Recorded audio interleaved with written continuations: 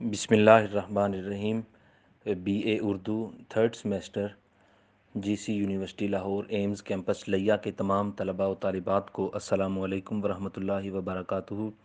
عزیز طلباء و طالبات، آج کا ہمارا لیکچر حضرت عمر بن عبدالعزیز رضی اللہ تعالی عنہ، آپ کے دور کے جو محدثین ہیں اور آپ کے دور کا جو کام ہے اس سے ریلیٹڈ ہوگا انشاءاللہ العزیز۔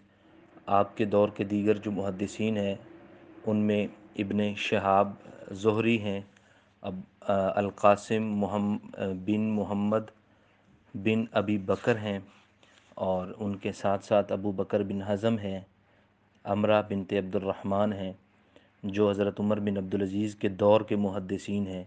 حدیث مبارکہ کے حوالے سے ان کے کیا کام ہیں؟ پہلے میں آپ کو تھوڑا سا ایک بتا دوں کہ ایک تو میں لیکچر دے رہا ہوں آپ کو، اور اس کے ساتھ ساتھ انشاءاللہ میں آپ کو 2 بکس پی ڈی ایف کروں گا۔ ایک آلریڈی آپ کے پاس غالباً ہے، حفاظت حدیث، چلیں وہ بھی پی ڈی ایف کر دیتا ہوں، سینڈ کر دوں گا اگر کسی کے پاس نہ ہوئی تو۔ ایک اور حدیث کی کتاب ہے تاریخ تحفظ سنت اور خدمات محدثین۔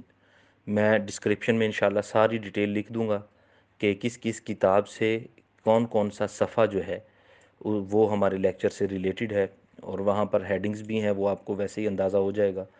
تو حضرت عمر بن عبدالعزیز رضی اللہ تعالیٰ عنہ سے متعلق ہوگا، تو یہ یاد رکھیے گا ایگزامینیشن پوائنٹ آف ویو سے موسٹ امپورٹنٹ کوسچن ہے یہ، موسٹ امپورٹنٹ انشاءاللہ یہ، کیونکہ حضرت عمر بن عبدالعزیز کا بڑا کام ہے۔ یہ خلیفہ راشد تھے، مسلمانوں کے خلیفہ تھے، تو خلیفہ کی حیثیت سے جو کام عدل اور انصاف پر مبنی کیا وہ بھی ان کا لازوال ہے اور بے مثال ہے۔ اس کے علاوہ پھر انہوں نے حدیث پر بھی کام کیا۔ کیوں کیا، کس حوالے سے کیا، کیا ضروریات پیش آئی تھی، وہ سارا ہمارے انشاءاللہ لیکچر میں کور ہونے والا ہے۔ تو میں آپ کو کچھ بکس کر دوں گا، وہ آپ نے اس میں سے دیکھنا ہے۔ ایک بک میرے پاس ہے، پچھلے لیکچر میں بھی میں نے اس کے پی ڈی ایف سینڈ کیے تھے، تو اس سے اب بھی میں انشاءاللہ اس سے آپ کو جو ہے نا بنا کے پکچرز اس کی ریلیٹڈ ٹو ٹاپک وہ بھی سینڈ کر دوں گا، تو یہ آپ کا بڑا جامع ٹاپک بنے گا، تو آپ نے اس سارے کو دیکھنا ہے انشاءاللہ۔ حضرت عمر بن عبدالعزیز سے شروع کرتے ہیں۔ آپ کا نام اور نسب ابو حفص عمر بن عبدالعزیز بن حکم بن ابی العاص الاموی ہے۔ یہ بڑے جلیل القدر تابعی خلیفہ راشد، امام عادل اور عالم کامل تھے۔ آپ مصر میں پیدا ہوئے تھے۔ مصر کا ایک شہر ہے حلوان، 61 ہجری میں آپ کی پیدائش ہوئی تھی۔ 2 چیزیں یہاں بڑی ضروری یاد کرنے والی ہیں، ایک آپ کی پیدائش اور ایک آپ کی وفات۔ پیدائش آپ کی 61 ہجری میں ہے، آگے جا کے وفات کا ذکر بھی آئے گا۔ آپ کے والد اس وقت وہاں کے امیر تھے، مصر کے، جہاں شہر الوان میں آپ پیدا ہوئے۔ بچپن میں ہی آپ نے قرآن کریم یاد کر لیا۔ آپ کے والد نے احادیث کا علم حاصل کرنے کے لیے آپ کو مدینہ بھیجا، جہاں آپ بدستور عبید اللہ بن عبداللہ بن عتبہ کی خدمت میں حاضر ہو کر کسب فیض کرتے تھے، ان کی شاگردی اختیار کی تھی۔ تو جب آپ کے والد محترم نے وفات پائی تھی، اس وقت خلیفہ عبد الملک بن مروان، انہوں نے دمشق بلوایا حضرت عمر بن عبدالعزیز کو اور اپنی بیٹی فاطمہ سے ان کا نکاح کر دیا۔ تو ولید کی عہد خلافت میں آپ مدینہ کے والی بھی رہے تھے۔ آپ 93 ہجری میں ملک شام آئے اور 99 میں آپ مسند خلافت پر فائز ہوئے۔ پوری روئے زمین پر جتنے بھی مسلمان تھے آپ ان کے خلیفہ تھے۔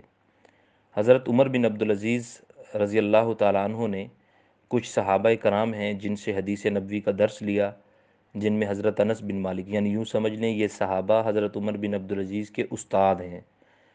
تو حضرت عمر بن عبدالعزیز ہیں تابعی، اور صحابہ کرام سے انہوں نے شاگردی اختیار فرمائی تھی۔ حضرت انس بن مالک ہیں صحابی رسول صلی اللہ علیہ وسلم، اور ان کے ساتھ صائب بن یزید ہیں، یوسف بن عبداللہ بن سلام ہیں، خولہ بنت حکیم ہیں، اور اسی طرح دیگر صحابہ کرام۔ تو آپ کے جو شاگرد تھے ان کے نام بھی بڑے خوبصورت ہیں۔ خوبصورت سے مراد یعنی جنہوں نے بڑا کام کیا ہے: ابو سلمہ بن عبد الرحمن، ابو بکر بن محمد بن عمر بن حزم، اور امام زہری، اور یحییٰ انصاری، محمد بن حمید الطویل۔ تو حضرت عمر بن عبدالعزیز کے کثرت علم اور فضل، زہد اور تقوی اور اتباع سنت و نبوی اور خلفائے راشدین پر سب علماء متفق اللسان ہیں کہ آپ بڑے کمال کے زہد والے تھے، تقوی والے تھے، اور حدیث مبارکہ کا علم بھی اچھا خاصا رکھتے تھے۔ آپ حدیث نبوی کی جمع و تالیف کا بڑا اہتمام کرتے تھے۔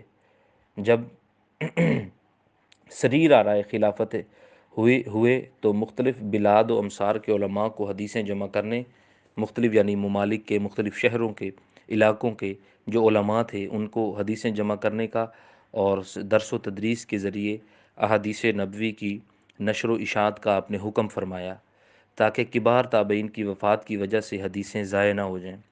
آپ اولین خلیفہ تھے جس نے حفاظت حدیث کا بیڑا اٹھایا۔ عمر بن عبدالعزیز رحمۃ اللہ تعالیٰ علیہ نہایت ثقہ اور عظیم حافظ حدیث تھے، پختہ حافظ حدیث تھے۔ سب علماء اس بات کی شہادت دیتے ہیں کہ علم حدیث میں آپ کا پایا امام زہری کے ہم پلہ سمجھا جاتا تھا۔ امام زہری بھی آج کے ہمارے اس میں شامل ہیں، جنہیں ہم ابن شہاب زہری کے نام سے یاد کرتے ہیں۔ اسی طرح مجاہد کا قول ہے کہ ہم انہیں تعلیم دیتے آئے تھے مگر شاگرد بن کر کسب فیض حاصل کرنے لگے، کہ یعنی ہم آئے تو ان کو تعلیم دینے کے لیے تھے، حضرت عمر بن عبدالعزیز کو، لیکن شاگرد بن کر چلے گئے کہ یہ اتنے اچھے اور خوبصورت انداز میں حدیث کو یاد کرنے والے تھے۔ تو عمر بن عبدالعزیز نے علمی ماحول میں پرورش پائی تھی، علماء سے بڑی عقیدت تھی، محبت تھی، بنفس نفیس حدیث لکھتے تھے اور علماء کو حفاظت حدیث پر آمادہ کرتے تھے۔ انہوں نے کتابت حدیث کا اہتمام کیا اور علماء کرام نے اس کی مخالفت نہیں کی، حالانکہ تابعین کا ایک گروہ کتابت کی کراہت کا قائل تھا۔ تو معلوم ہوتا ہے کہ ان علماء و کابرین کے اذہان اس اسباب کراہت کے سلسلے میں صاف تھے، ورنہ وہ حضرت عمر کی کسی بھی دعوت پر لبیک نہ کہتے۔ یعنی جب حضرت عمر رضی اللہ تعالیٰ عنہ، عمر بن عبدالعزیز رضی اللہ تعالیٰ عنہ، آپ نے حدیث مبارکہ کو جمع کرنے، تدوین کرنے، ایک پیرائے میں لانے، لوگوں کو حدیث زیادہ سے زیادہ سنانے کا اہتمام کیا، تو ظاہر ہے کچھ ایسے علماء بھی کھڑے ہوئے جنہوں نے کہا کہ نہیں ہونا چاہیے، یا کم ہونا چاہیے، یا ویسے ایسے ہونا چاہیے، لیکن یہ بہت کم تھے۔ ان کے مقابلے میں ایک طویل علماء کرام کی اور محدثین کی تعداد ایسی تھی جنہوں نے حضرت عمر بن عبدالعزیز رضی اللہ تعالیٰ عنہ آپ کی آواز پر جو ہے لبیک کہا کہ نہیں، یہ کام بہت ضروری ہے، کیونکہ یہ وہ وقت تھا جب صحابہ کرام اس دنیا سے رخصت ہو رہے تھے تیزی کے ساتھ، اور صحابہ کرام کا زمانہ ختم ہونے جا رہا تھا اور تابعین کا دور تھا۔ تو آپ نے یہ مناسب سمجھا کہ چونکہ صحابہ کرام تو حضور علیہ الصلوۃ والسلام کی صحبت میں رہے، آپس میں ایک دوسرے سے ملتے رہے، تو صحابہ کرام سے زیادہ جتنی بھی احادیثیں ہم لے سکیں ان کو لیں اور ان کو جمع کریں، تاکہ آنے والی نسلوں کے لیے، امت کے لیے ایک بہترین ذخیرہ حدیث جمع ہو جائے۔ امام زہری کے بھائی ان سے روایت کرتے ہیں، کہتے ہیں میں نے امام زہری کو کہتے ہوئے سنا ہے کہ اگر مشرق کی جانب سے ایسی حدیث ہمیں نہ پہنچتی جنہیں ہم نہیں جانتے تھے تو کوئی حدیث نہ لکھتا اور نہ کتابت کی اجازت ہوتی۔ اس عہد کے اکثر اور بیشتر لوگوں کی یہی رائے تھی، وہ یہ چاہتے تھے کہ حدیث رسول ضائع نہ ہو، ان میں کذب کی ملاوٹ نہ ہو، موضوع حدیث شامل نہ ہوں۔ اس کا مطلب یہ ہوتا ہے عزیز طلباء و طالبات کہ کچھ ایسے لوگ بھی شامل ہو گئے تھے جنہوں نے خود سے، یعنی وہ چیز جو ان کے لیے قابل تحسین تھی، خود سے حدیثیں گھڑنا شروع کر دیں۔ مثلا ایک شخص آیا، اس نے آ کے کہا جی حضور صلی اللہ علیہ وسلم نے یہ فرمایا ہے، حالانکہ حضور صلی اللہ علیہ وسلم نے یہ فرمایا نہیں تھا، تو وہ ان کے لیے فائدہ مند تھا ذاتی طور پر، لیکن صحابہ کرام حدیث لینے اور دینے میں انتہائی احتیاط سے کام لیتے تھے۔ تو ہمیشہ جب بھی ایسی بات ہوتی تو کہتے کہ کوئی گواہ لاؤ کہ جب حضور صلی اللہ علیہ وسلم نے یہ بات فرمائی تھی تو وہ بھی وہاں موجود تھے۔ اب چونکہ ان کے پاس گواہ کوئی ہوتا نہیں تھا اور اپنے جھوٹ پہ وہ پکڑے جاتے تھے، تو اس طرح کذب کی ملاوٹ نہ ہو سکی، موضوع حدیث شامل نہ ہو سکی الحمدللہ، تو اس طرح وہ اپنی موت آپ مر گئے۔ حسن اتفاق سے نظام حکومت بھی پھر ایک متقی اور علم دوست شخص کے ہاتھ میں آ گیا۔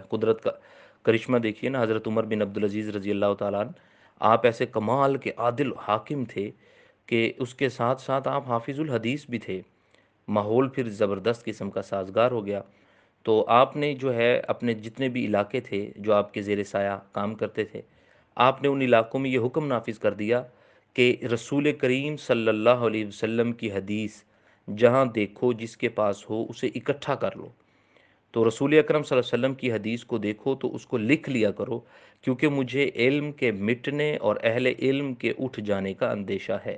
جیسے میں نے پہلے ذکر کیا عزیز طلبہ کہ وہ وقت تھا جب صحابہ کرام بہت کم رہ گئے تھے اس دنیا میں، صحابہ کرام کا جو زمانہ تھا وہ ختم ہو کے اب تابعین کا زمانہ آ رہا تھا، تو آپ کو یہ خدشہ تھا کہ کہیں حدیث مبارکہ کم نہ ہو جائے، کہیں ایسا نہ ہو کہ کسی کے پاس حدیث ہو، ہمارے بندے وہاں تک پہنچ نہ سکیں اور وہ حدیث ہم تک نہ پہنچ سکے۔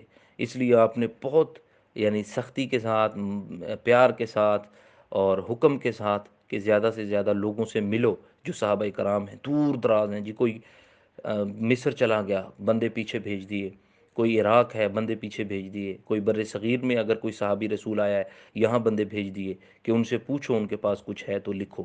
کیوں؟ کیونکہ ایسا نہ ہو کہ صحابہ کرام اس دنیا سے چلے جائیں اور علم جو ہے وہ ضائع ہو جائے، ہم تک پہنچ نہ سکے۔ اسی طرح آپ نے حکم دیا کہ امرہ بنت عبد الرحمن اور قاسم بن محمد کی معلومات حدیث دیکھیے، تو اس نے آپ کے لیے لکھا۔ ایک روایت ہے کہ مجھے علم کے مٹنے، علماء کے فوت ہونے کا ڈر ہے، حدیث رسول صلی اللہ علیہ وسلم کے سوا کچھ نہ قبول کرو اور علم پھیلاؤ اور اس وقت تک بیٹھو جب بے علم عالم ہو جائے، کیونکہ علم مخفی رکھنے کے سوا کسی صورت میں تباہ نہیں ہوتا۔ تو کہتے ہیں کہ چین سے بیٹھو نا، چین سے تب بیٹھو جب بے علم جو ہے وہ بے علم کے پاس اتنا علم آ جائے کہ وہ عالم بن جائے، کیونکہ علم مٹتا تب ہے جب علم چھپ جائے، مخفی ہو جائے۔ تو عزیز طلبہ، حضرت عمر بن عبدالعزیز رضی اللہ تعالیٰ عنہ امام زہری وغیرہ کو جمع سنت کے لیے کہا، لیکن آپ نے اسی پر اکتفا نہیں کیا بلکہ تمام علاقوں میں احیاء سنت کے احکام دیے۔ اسی طرح اکرمہ بن عمار رضی اللہ تعالیٰ عنہ روایت کر رہے ہیں، وہ کہتے ہیں کہ میں نے عمر بن عبدالعزیز رضی اللہ تعالیٰ عنہ کی کتاب کو سنا، وہ کہتے ہیں اما بعد، اہل علم کو حکم دو کہ وہ مساجد میں پھیل جائیں، کیونکہ سنت مٹ رہی ہے، تاکہ وہ زیادہ سے زیادہ احادیث کو یاد کریں۔ اسی طرح ایک اور جگہ لکھا گیا، کتاب میں رائے کو دخل نہیں، آئمہ کی رائے تو اس میں ہے کہ جس کے بارے میں نہ کتاب اللہ میں کچھ نازل ہوا اور نہ سنت رسول میں کچھ موجود ہو، اور سنت میں جسے رسول اللہ صلی اللہ علیہ وسلم نے متعین کیا، کسی کی رائے کو ہم داخل نہیں کر سکتے، کیونکہ آقا علیہ الصلوۃ والسلام آپ کا جو قول ہے یہی ہمارے لیے سب سے معتبر ہے۔ تو اسی طرح ابو زناد عبداللہ بن زکوان القرشی یہ فرماتے ہیں کہ میں نے عمر بن عبدالعزیز رضی اللہ تعالی عنہ آپ کو دیکھا کہ انہوں نے فقہا کو جمع کیا، انہوں نے سنت کی کچھ چیزیں اکٹھی کیں، جب کوئی ایسی شے آتی جس پر عمل نہیں ہوتا تھا تو کہتے ہیں زائد ہے، زیادہ ہے، اس پر عمل نہیں ہو سکتا، پتہ لگ جاتا تھا کیونکہ شہادت بھی نہیں ملتی تھی۔ تو اسی طرح حضرت عمر بن عبدالعزیز نے ان سے امرہ بن عبد الرحمن کی بنت عبد الرحمن کی حدیث لکھنے کو کہا تھا، یہ ان کی خالہ تھی، یہ عورت تھیں۔ اب دیکھیے کہ عورتوں کے لیے بھی، عورتوں نے بھی حدیث مبارکہ کو جمع اور تدوین کرنے میں بھرپور ماشاءاللہ اپنا جتنا بھی علم تھا اس کو صرف کیا ہے، لوگوں کو بتایا ہے۔ تو حضرت عائشہ رضی اللہ تعالیٰ عنہ کے ہم ان کی پرورش ہوئی تھی، حضرت عائشہ رضی اللہ تعالیٰ عنہ کی حدیث وہ سب تابعین میں زیادہ مستحکم حیثیت رکھتی تھی، تو حضرت عائشہ رضی اللہ تعالیٰ عنہ آپ سے بھی مجموعہ حدیث اچھا خاصا ثابت ہے۔ تو گویا حضور صلی اللہ علیہ وسلم کی حدیث مبارکہ کو اکٹھا کرنے میں جہاں مردوں نے اپنا کردار ادا کیا، وہاں عورتیں بھی کسی میدان میں الحمدللہ کم نہیں تھیں۔ قاسم بن محمد بن اب بکر مدینہ کے فقہا سبا میں سے تھے، اپنے زمانے کے عالم تھے اور اپنی پھوپھی عائشہ رضی اللہ تعالیٰ عنہ سے علم حاصل کیا۔ اسی طرح ابن شہاب زہری جلیل القدر تابعی ہیں، انہوں نے طالب علمی کے زمانہ میں سنن و آثار صحابہ قلم بند کیے، یہ اعلیٰ ترین مرتبہ پر فائز تھے۔ تو اسی طرح جو ہے ابو الزناد جن کا نام میں نے پہلے بھی لیا ہے، وہ فرما رہے ہیں ہم حلال اور حرام لکھتے تھے اور ابن شہاب جو کچھ سنتے تھے لکھ لیتے تھے، پھر جب ہمیں ان کی ضرورت ہوئی تو ہمیں معلوم ہوا کہ وہ سب سے بڑے عالم ہیں۔ اس میں کوئی شک نہیں ہے عزیز طلباء و طالبات، جو جتنا زیادہ لکھتا ہے اس کے پاس اتنا زیادہ ذخیرہ ہوتا ہے، تو جب ضرورت پڑتی ہے تو جنہوں نے کم لکھا ہوتا ہے لا محالہ وہ پھر اس کے پاس پہنچتے ہیں جس کے پاس نوٹس اچھے ہوتے ہیں۔ تو حضرت عمر بن عبدالعزیز نے مختلف علاقوں سے جو مکتوب ذخیرہ اکٹھا کیا، ابن شہاب زہری نے اسے ترتیب اور تہذیب سے پیش کیا، اور حضرت عمر بن عبدالعزیز نے سارے ملک میں اس کو بھیج دیا۔ امام زہری کہتے ہیں کہ ہمیں عمر بن عبدالعزیز رضی اللہ تعالیٰ عنہ نے احادیث جمع کرنے کا حکم دیا تو ہم نے مختلف رسالے لکھے۔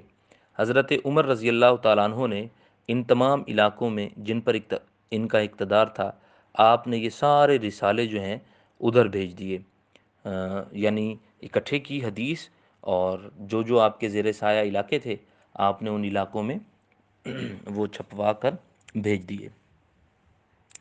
تو اسی طرح حضرت عمر بن عبدالعزیز نے تدوین حدیث کے لیے جو اہتمام کیا، اس میں ان کا ذاتی ارادے کا بڑا عمل دخل تھا، ذاتی طور پر یہ اس کو بڑا پسند فرماتے تھے۔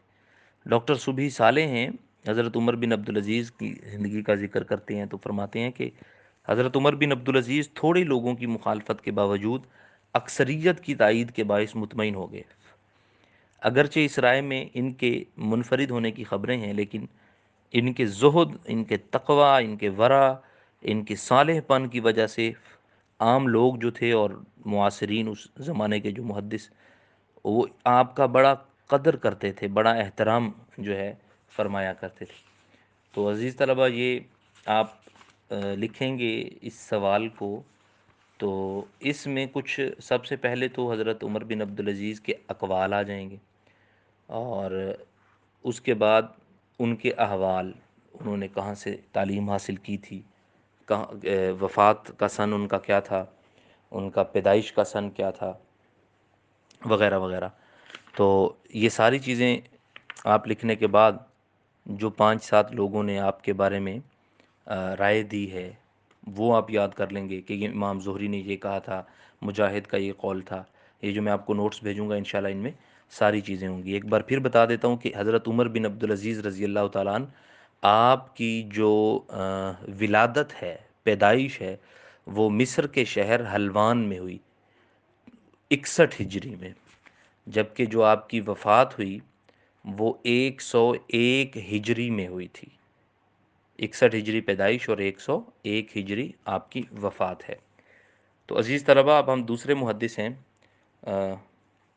ابن شہاب زہری۔ یہ بالکل ایک ہی زمانے کے ہیں دونوں، حضرت عمر بن عبدالعزیز بھی اور ابن شہاب زہری بھی۔ نام اور نسب محمد بن مسلم بن عبید اللہ بن عبداللہ بن شہاب بن عبداللہ بن حارث بن زہرہ القرشی الزہری المدنی۔ ڈیڈ لائن کا ان کا نام ہے، تو آپ نے جو ایزیلی آپ سے یاد ہو سکے وہ لازمی یاد کیجیے گا۔ آپ دیار شام میں پیدا ہوئے تھے، اور آپ زہری کے لقب سے، نام سے زیادہ مشہور ہوئے۔ تو نام ان کا ابن شہاب، یا بلکہ ابھی جو میں نے آپ کو بتایا محمد بن مسلم بن عبید اللہ ہے، لیکن ان کو دنیا نے جو پہچانا وہ امام زہری رضی اللہ رحمۃ اللہ علیہ اس نام سے پہچانا۔ تو پردادا کی جانب سے نسبت کر کے ان کو ابن شہاب بھی کہا جاتا ہے۔ ابن شہاب زہری نے حضرت انس بن مالک اور سہل بن سعد اور صائب بن یزید اور شبیب ابو جمیلہ عبد الرحمن بن اظہر، یہ دیگر صحابہ کرام، ان سے حدیث کا درس لیا۔ جیسے میں نے پچھلے حضرت عمر بن عبدالعزیز رحمۃ اللہ علیہ کے بارے میں بکا تھا کہ ان کا جو زمانہ تھا اس وقت صحابہ کرام بڑے قلیل رہ گئے تھے، تو یہ اور وہ دونوں ہم عصر ہیں۔ ان کے زمانے، ابن شہاب زہری کے زمانے میں بھی بہت کم رہ گئے تھے، اس لیے انہوں نے بھی کچھ صحابہ کرام جو میں نے آپ کے سامنے نام لیا ہے ان سے انہوں نے علم حدیث حاصل فرمایا تھا۔ تو عمر بن دینار فرماتے ہیں امام زہری کے بارے میں کہ میں نے زہری سے بہتر حدیث روایت کرنے والا نہیں دیکھا۔ ابراہیم بن سعد بن ابراہیم بن عبد الرحمن بن عوف فرماتے ہیں میں نے اپنے والد سے دریافت کیا کہ زہری کس لیے تم پر فوقیت لے گئے؟ فرمانے لگے وہ مجالس میں پیچھے سے چھپ کر داخل نہیں ہوا کرتے تھے بلکہ سامنے سے آتے تھے۔ مجلس میں کوئی نوجوان یا ادھیڑ عمر کا یا بوڑھی اور ادھیڑ عمر کی عورت نہیں ہوا کرتی تھی جس سے وہ دینی مسائل دریافت نہ کرتے ہوں۔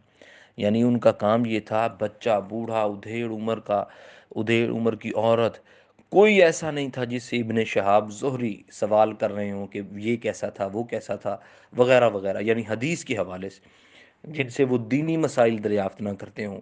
حتیٰ کہ جو عورتیں پس پردہ ہوتی وہ ان سے سوال پوچھنے میں بھی نہ جھجکتے، اسی وجہ سے ان کا نام امام زہری اور بڑا حدیث میں ان کا جو ہے وہ رتبہ ہے۔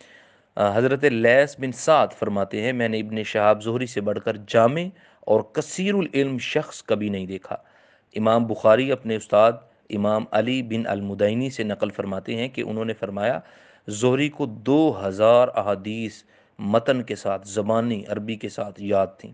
اسی طرح احمد بن فرات کا قول ہے امام زہری کی سند سب سے بڑھ کر ہے کہ جہاں حدیث اکٹھی کرنے میں نام آ جائے کہ یہ امام زہری نے کی ہے تو لوگ اسے آنکھیں بند کر کے قبول کرتے ہیں، کیونکہ آپ کا علم حدیث میں بڑا مقام تھا۔ تو امام زہری بڑے ذہین تھے، فتین تھے، آپ کا حافظہ بلا کا تیز تھا ماشاءاللہ۔ امام بخاری اپنی تاریخ میں روایت کرتے ہیں کہ زہری نے اسی راتوں میں قرآن کریم حفظ کیا تھا۔ زہری خود کہا کرتے تھے کہ میں نے اپنا حافظہ میں کوئی چیز نہیں رکھی جس میں خیانت کی ہو، یعنی مجھے بھول گئی ہو، یعنی آج تک جو کچھ میں نے حافظہ میں جمع کیا ہے ایسا کبھی نہیں ہوا کہ وہ مجھے بھول گیا ہو۔ اسی طرح سعد بن ابراہیم کہا کرتے تھے کہ رسول کریم صلی اللہ علیہ وسلم کے بعد کسی شخص نے زہری جیسا ذخیرہ علم جمع نہیں کیا تھا۔ امام زہری نے حفظ حدیث کے ساتھ ساتھ حدیث نبوی کی جمع اور تدوین میں بھی حصہ لیا تھا۔ اس سلسلہ میں آپ اپنے جملہ معاصرین سے سبقت لے گئے۔ صالح بن کیسان فرماتے ہیں میں اور زہری دونوں طالب علم تھے۔ زہری کہنے لگے آؤ احادیث نبویہ تحریر کریں، چنانچہ ہم نے حدیثیں لکھیں۔ پھر کہنے لگے آئیے اقوال صحابہ بھی لکھ لیں۔ پھر زہری فرماتے ہیں میں نے اقوال صحابہ بھی تحریر کر لیے، مگر ہم نے نہ کیے، اس لیے وہ تو کامیاب ہوئے اور ہم ناکام ہوئے۔ یہ صالح بن کیسان فرماتے ہیں۔ تو یعنی جیسے میں نے پہلے کہا جو جتنے اچھے اور عمدہ نوٹس بناتا ہے اس کو اتنی ہی زیادہ پذیرائی بھی ملتی ہے۔ ابن شہاب امام زہری اولین شخصیت تھے جس نے خلیفہ عمر بن عبدالعزیز کے عہد خلافت میں ان کے حکم سے حدیثیں جمع کی تھی۔ خلاصہ یہ ہے کہ امام زہری کثرت علم و فضل اور حفظ اور ضبط کے اعتبار سے تنہا ایک جماعت کی حیثیت رکھتے تھے۔ سارے علماء ایک طرف، آپ کا اپنا ایک رتبہ اور مقام تھا۔ آپ عظیم محدث اور ثقہ راوی تھے۔ ایک دن خلیفہ شام بن عبد الملک نے ان سے درخواست کی کہ میرے بچے کو احادیث نبویہ لکھوا دیں۔ آپ نے 400 احادیث املا کرا دیں، 400۔ پھر شام ان سے ایک ماہ کے بعد ملا اور کہنے لگا وہ کتاب جس میں حدیثیں لکھی تھیں کہیں ضائع ہو گئی۔ چنانچہ اس نے کاتب کو بلایا اور امام زہری نے دوبارہ وہ حدیثیں لکھوا دیں۔ تو شام نے جب پہلی تحریر کے ساتھ ملایا تو اس ایک حرف کا فرق نہ پایا۔ یعنی یہ دیکھیے یہاں امتحان ہو گیا کہ امام زہری کے پاس ایک شخص آتا ہے اور وہ آ کے کہتا ہے کہ کچھ حدیثیں لکھوا دیں۔ آپ نے کہا بسم اللہ کرو، لکھو، قلم پنسل پکڑو، کاغذ پکڑو۔ آپ نے 400 حدیثیں لکھوا دیں زیر زبر بہترین کر کے۔ اب ایک ماہ بعد آ رہا ہے اور کہہ رہا ہے کہ وہ ضائع ہو گیا پہلے والا نسخہ۔ تو آپ نے فرمایا چلو بسم اللہ کرو، دوبارہ لکھوا دیتے ہیں۔ آپ نے وہ 400 دوبارہ لکھوا دیں۔ اب وہ جو شخص تھا وہ گھر گیا، وہ جو پہلے والا ذخیرہ حدیث پڑا تھا جو امام زہری نے پہلے لکھوایا تھا وہ اور یہ دونوں کو ملایا، ٹیلی کیا آپس میں، کہاں غلطی نکلتی ہے۔ فرماتے ہیں 400 حدیثیں متن کے ساتھ عربی زبان کے اندر بڑی چھوٹی ساری ملا کے دیکھ لی، کہیں ایک زبر لفظ، ایک جو ہے یہ زیر زبر کی غلطی تک بھی نہیں آئی۔ تو پھر زمانے میں امام زہری جو ہے ان کا ڈنکا بجنے لگا۔ تو آپ جو ہیں وہ امام زہری رحمۃ اللہ علیہ 124 ہجری میں آپ نے وفات پائی اور ملک شام کے گاؤں انامی میں مدفون ہوئے۔ اللہ رب العزت ان محدثین کی قبر پر کروڑوں رحمتوں کا نزول فرمائے۔ تو عزیز طلباء طالبات، میں آپ کو کچھ نوٹس بھی بھیج دیتا ہوں، کچھ بکس بھیج دیتا ہوں، ان میں سے آپ اچھی طرح سے دیکھ لیجئے گا۔ انشاءاللہ آپ کا یہ بڑا بہترین ٹاپک تیار ہوگا اور آپ اس میں محنت کیجئے گا۔ یہ ایگزامینیشن پوائنٹ آف ویو سے بڑا امپورٹنٹ ہے۔ اللہ رب العزت آپ کا حامی و ناصر ہو۔ والسلام علیکم ورحمۃ اللہ وبرکاتہ۔